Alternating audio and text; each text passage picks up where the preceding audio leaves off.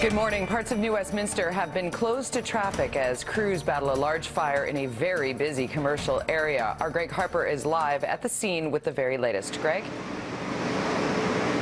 Jody, visibility not good, air quality not any better here. A very intense smoke as New West firefighters continue to battle this massive fire.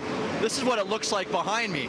There's not much to see because the building that was there, it collapsed earlier this morning, and now this fire has started to spread to the other building next to the building that collapsed earlier. This was just after 5 o'clock this morning.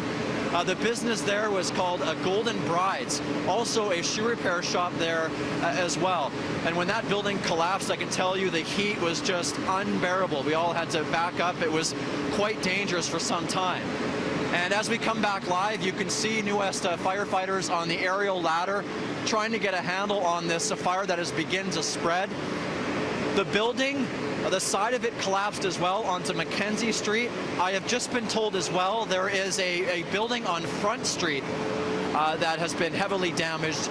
Front Street is closed as well as the 600 block here of Columbia Street. I've also been told the tracks there near Front Street, excuse me, a lot of smoke here, those are closed as well. So that'll be some issues for commuters this morning.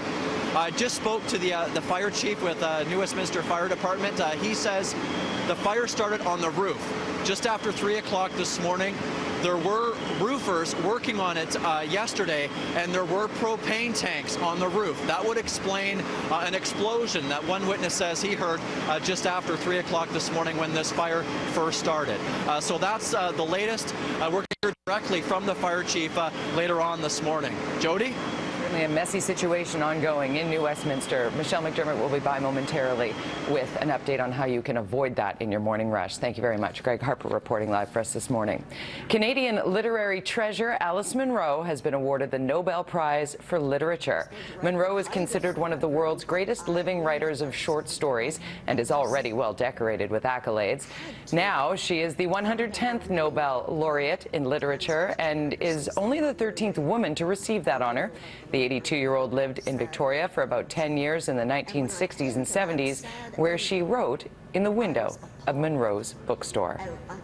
The BC Court of Appeal is set to rule today on the constitutionality of Canada's prohibition on doctor-assisted suicide. Several plaintiffs, including ALS patient Gloria Taylor, launched the challenge. Last year, BC Supreme Court ruled the law on assisted suicide violates the Charter of Rights of gravely ill patients. Whatever way the appeal court rules today, observers believe the case is destined for the Supreme Court of Canada. Many places in Metro Vancouver, across Canada, in the U.S., and even Australia are lighting up purple today to mark World Mental Health Day. It coincides with the one-year anniversary of the death of Amanda Todd. Todd struggled with mental health issues and cyberbullying.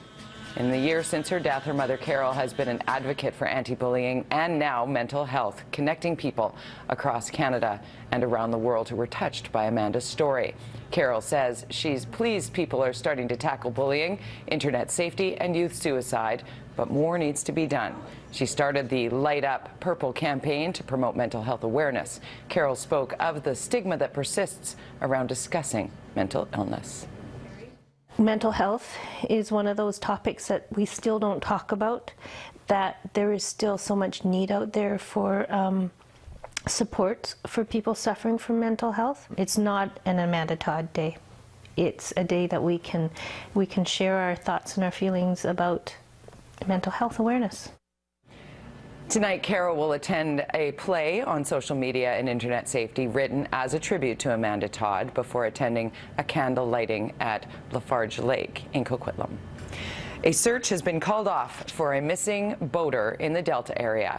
Corey Fergus left a friend's place in Tawasin on Monday night to check on his crab traps. The traps are located in Boundary Bay, but the 43-year-old's canoe was later found near Point Roberts. Fergus's vehicle was also recovered. Authorities say there is little chance for survival in open waters at this time of year.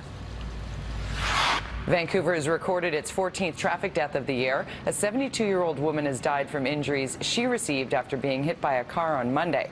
The woman was crossing Earls Street at Hewlett Avenue at 6:30 in the morning when it's still quite dark.